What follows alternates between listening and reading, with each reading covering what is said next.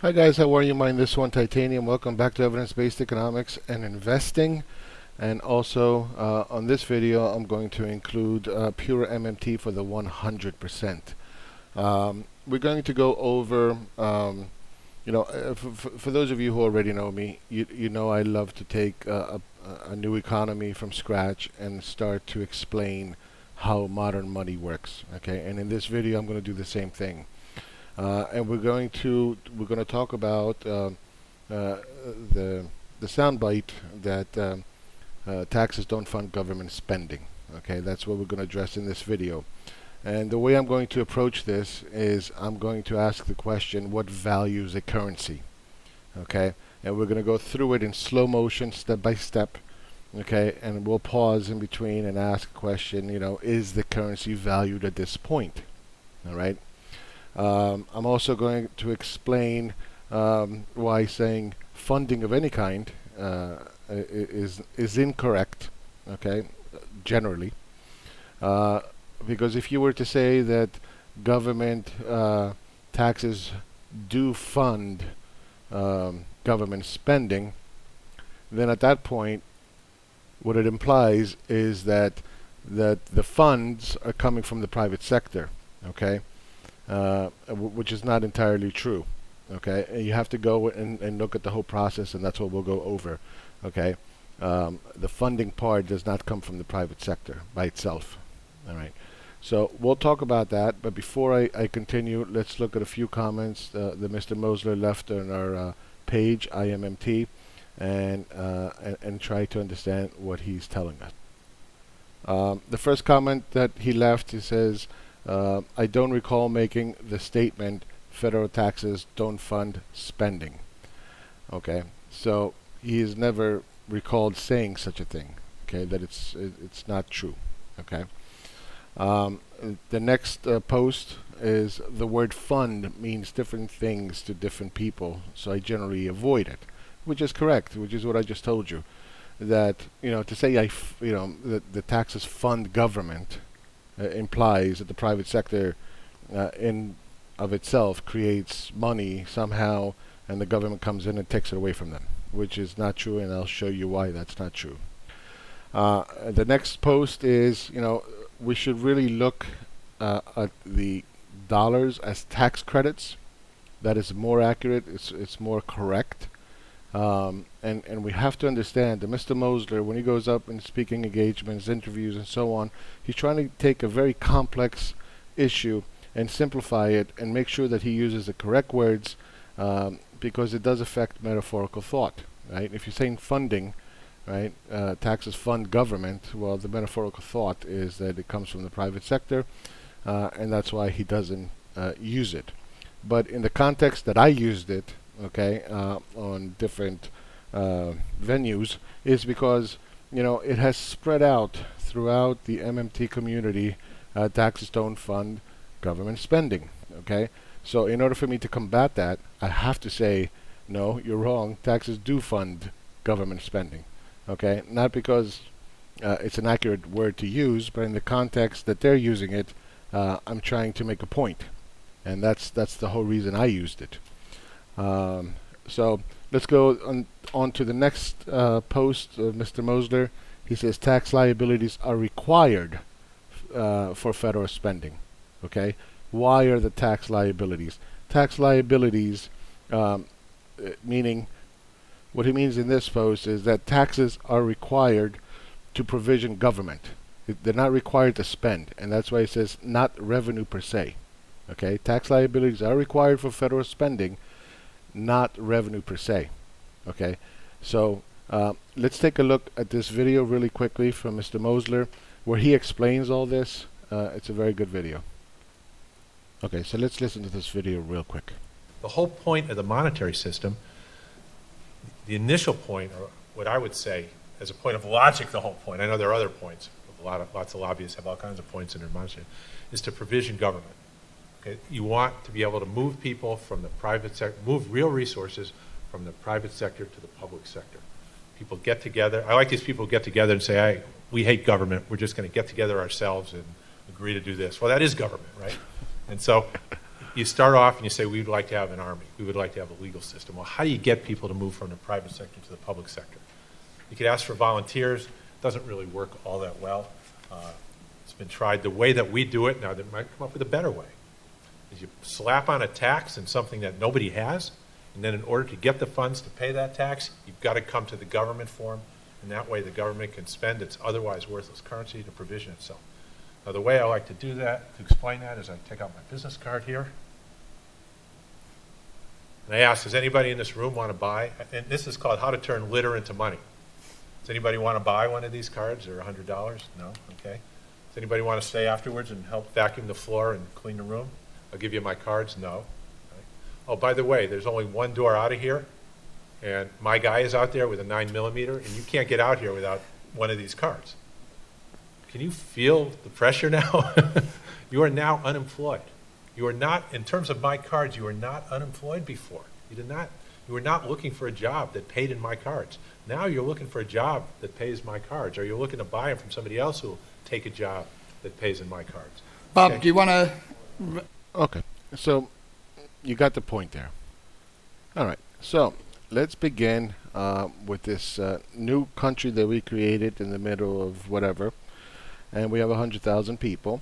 Okay, you are the king, okay, or the sultan, or the president, or whatever, and you create a government, okay, and this is the economy here, okay. So now you need to create an economy. So obviously every economy needs a buyer and a seller. So the government approves that, hey, we need a bridge, and approves a budget for that bridge, okay, and it becomes a buyer at this point, okay. So now it's looking for sellers. So what we're trying to do is take this otherwise worthless piece of paper and create value, as Mr. Mosler said. So what we do is simultaneously we impose a tax of let's say 20%. So we impose a tax now for 20%. So now I'm going to stop right here, and I'm going to ask you a simple question. The fact that Congress approved a budget to build a bridge, does that create value for a currency? And the answer is no, because there's no currency. Okay. The fact that we imposed a tax, does that create value for a currency? Well, no, not yet, because there's no money. Okay. So I'll just keep stopping and asking the same question, and we'll see until we reach the point of where currency brings value. Okay, so the government goes out, prints little pieces of paper, okay, and to be more accurately correct, okay, we're going to call them tax credits. All right.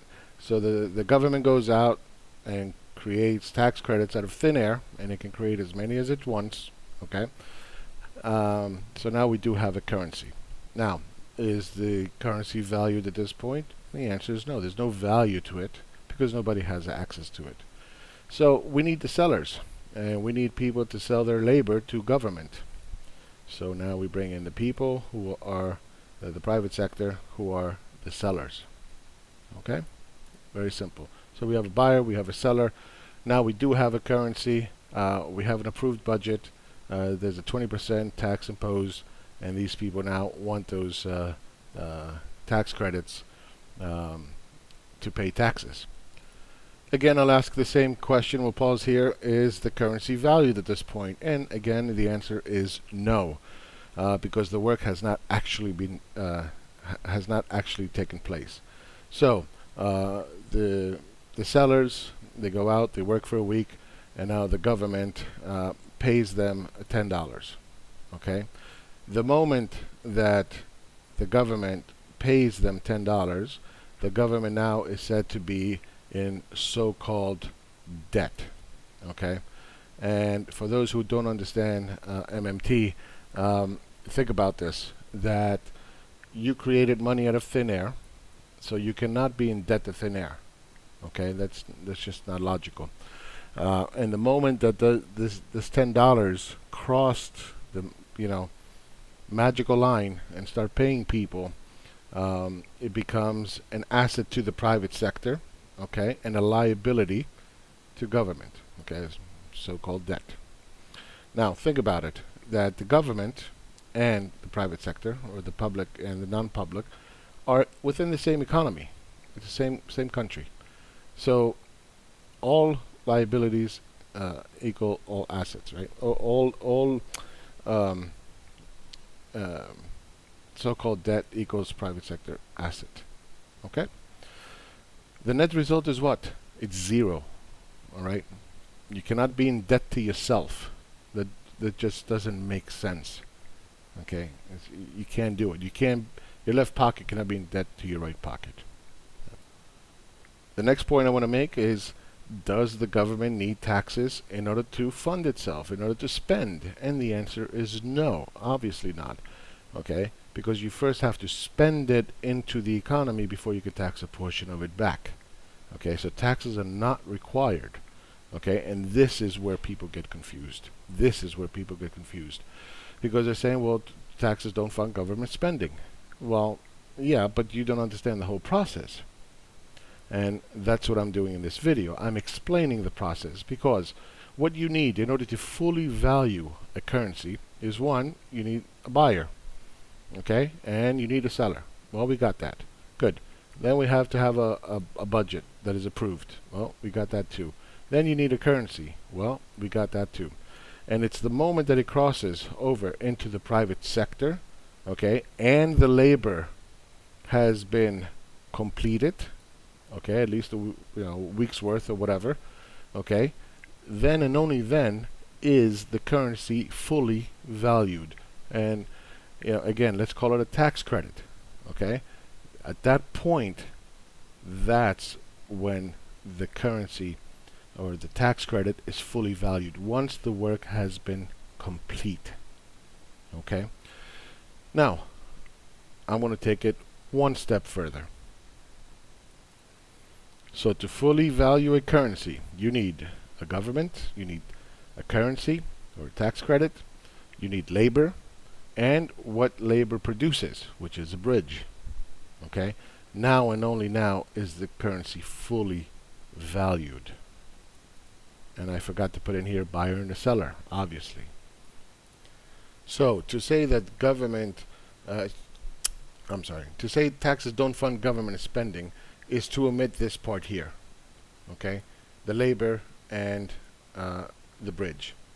To say that taxes do fund government spending, okay, is to do the opposite, is to omit government and where the money came from to begin with, or the tax credits, where they came from. Okay, so you see, neither is correct. Okay, neither is correct, because you're omitting the whole process. You're splitting it. You're saying, well, this is true and this is true, but in fact, you need both. You need everything. You need government and the private sector, and then and only then does the currency become valuable. Okay, and then once it's valued, once it's fully valued, that's when a currency is taxed, at the end of the process. Okay, so what happens? Those $2 from the 10 go back to government. Okay, now I'm going to pause here, okay, because again, this is where, this is the event horizon, I will call it. Okay, this is where people get confused once again, because the moment it goes from the private sector to the government, these dollars or tax credits are accounted for. Okay, they're accounted because they will be recycled into the next year's budget, in addition to whatever is required to deficit spend, and then it goes back into circulation. Okay. Now, to omit this event horizon event, okay, what ends up happening is you're saying, well, the dollars are destroyed.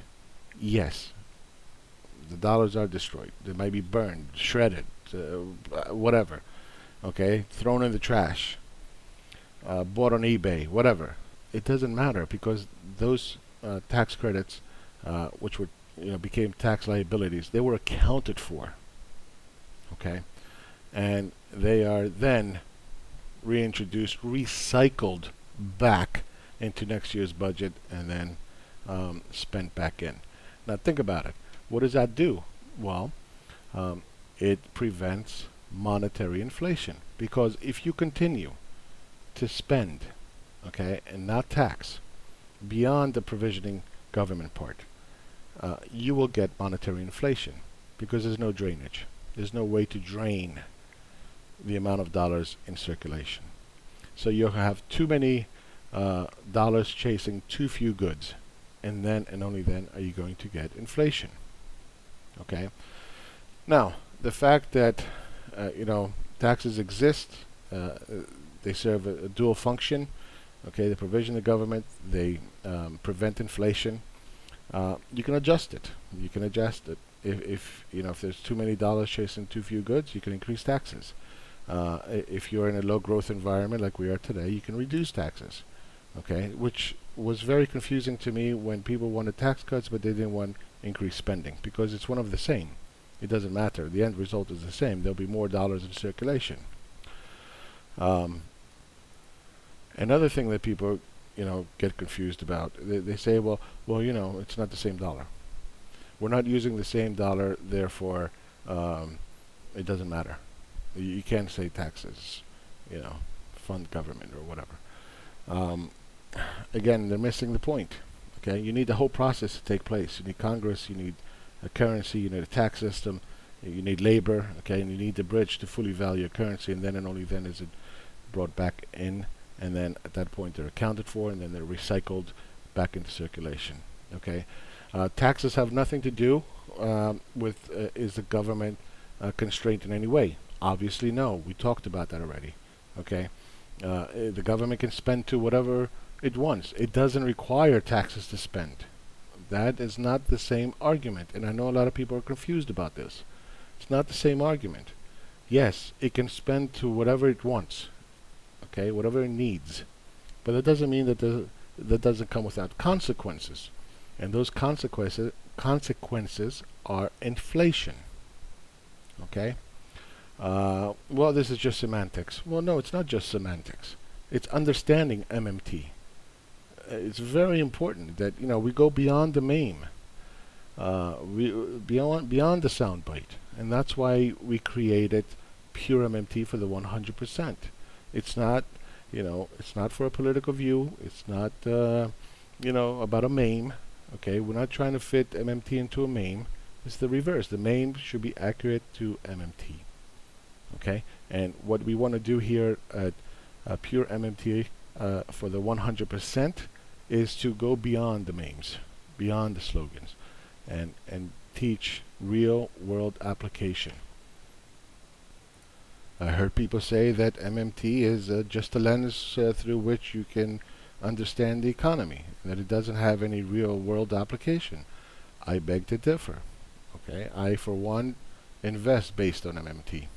Okay, so it's not semantics. We have to be as accurate as possible in what we say and how we understand MMT. And it's okay, for the new guy who comes into MMT and says, "Oh, yeah, tax don't fund government." Okay, whatever. But we have to be careful. We have to be careful. So going back to the point of what Mr. Mosler said, and he says tax liabilities are required for federal spending. They're required to provision government. Okay, not revenue per se. Okay, they're required for that. It also serves again as preventing inflation. So let's hear Mr. Mosler himself explain how a tax dollar that is collected from Texas, okay, goes to Washington, and then the government spends $1.25 back into the states, back into the circulation, which means all money is spent back into circulation. And let's hear it from the man himself. Okay, so let's hear it from Mr. Mosler himself. Texas sends $1 into Washington. Washington spends $1.25 back into the states. Mm-hmm. So all the money still gets spent back into the states, but the federal government runs a budget deficit, which means they spend more than they tax. Okay, so there you go. So all the money gets spent back into circulation. The dollar collected in taxes plus the 25 cents that the government deficit spent the following year. Okay, very clearly that tax dollars are or tax credits are recycled back and back into circulation. They're not just destroyed. People just jump. They omit that whole part and just jump to the destruction part. Okay. So, just to make it more clear, okay, what causes hyperinflation? And what causes hyperinflation is a collapse of productive output. Okay.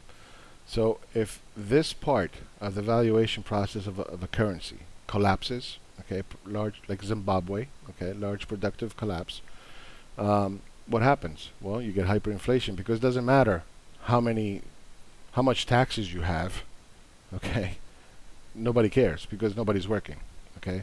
It doesn't matter how many dollars you tax. That's not going to make a difference. It doesn't matter how many dollars you print out of thin air or tax credits you create out of thin air. That's not going to create an economy, okay? If there's a corruption in government, well, that's not going to, you lose faith in the currency. Doesn't matter if you have 100% taxes, okay? That's not going to value the currency. Take a look at Syria, okay? If you have civil war, okay? It doesn't matter how much dollars, you produce, okay? You're not, constrained. Government is not constrained in the amount of dollars it can produce. Yes, correct. I am with you. But if you're a civil war, what happens? A collapse in productive output, right? So that doesn't value a currency. You can have 100% taxes. That's not going to value the currency. If you have foreign denominated debt, Greece, you can create all the drachmas you want. Okay, you're still not going to pay off the euro debt. Okay. Again, what values a currency? Well, it takes the whole entire process to take into effect. Okay, everything has to come, and then once it's fully valued, then we tax a portion of it back, which we then recycle back. Okay. Another example. You're sitting at home on the couch. Government comes, gives you $100. Okay. You don't do anything with that $100. You don't buy anything. You don't do anything. You don't produce anything. You just sit there. All right. Now it taxes you back $20.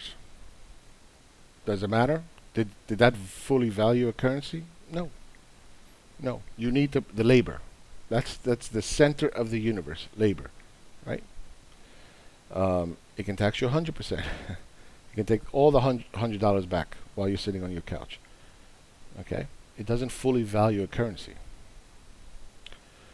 So, I hope I made the point very clear. We have to be careful in what we say. We have to understand what we're saying.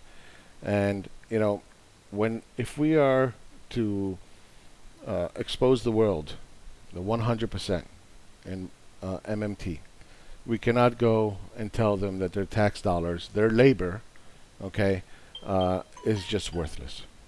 You can't do it because it's not true. Okay, their labor is an essential part of valuing a currency.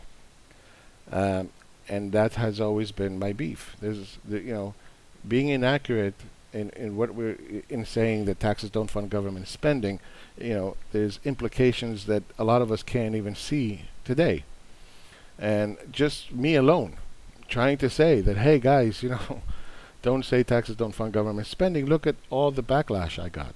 Everybody, disagreed with me. Why? Because this was allowed to continue for far longer than it needed to be, and too many people, started believing it, even though it wasn't true. So they thought I was crazy, and I understand that. I do. I get it. But again, there's social implications. There's political implications, and there's investing implications in being incorrect.